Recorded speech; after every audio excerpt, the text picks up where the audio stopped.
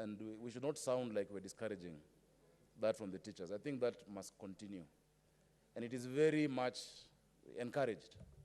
In all fields, all of our professions, we keep going for professional development. But it's not this kind of professional development. I doubt much has changed in terms of the core content of what you're teaching. When Senator of Turkana was in Kenya Science, the periodic table has not changed.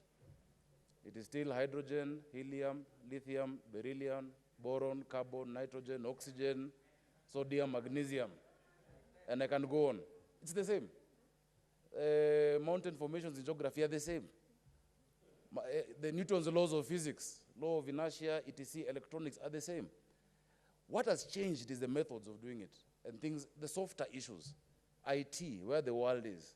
So the kind of training we expect is not really the core, but the different methods as how the world is moving. Now that is not something that would cost 150,000, and for teachers to move all the way from Wajir or from Turkana to come to Nairobi for that training. So, Madam Speaker, I think the committee should look at those three things. Number one, that training must be paid for by the TSC. The TSC needs to pay for that.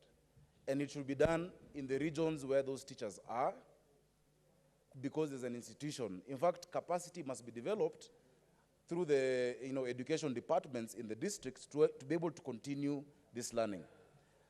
Additionally, Madam Speaker, because of where the world is going, as Senator Nyamunga has said, and I'm grateful to that, this should be online.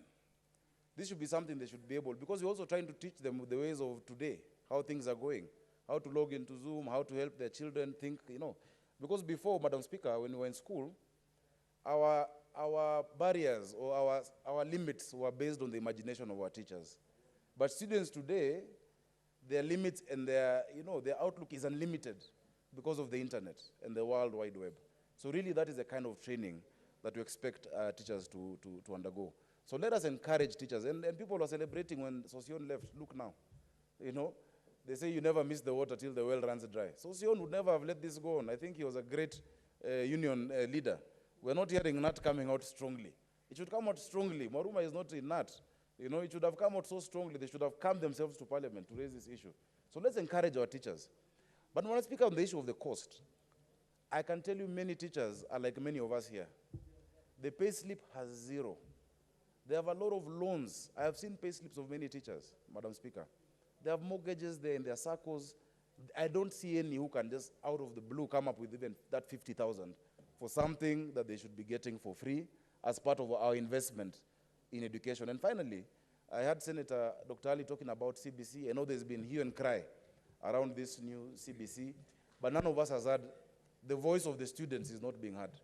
I think we need to look at it differently, and I hope that the Committee of Education, whose chair is really consulting and not listening to us, can really organize a forum for senators on this issue. Let us look at what's happening around the world. Let us not put our children in a cocoon. We've heard what parents are saying, what teachers are saying, but what about what is the best interest of these children? We should ideally, Senator Dr. Milgo, we should organize a conference where all of us are taken through as parents and even as potential teachers to understand what Madam Speaker is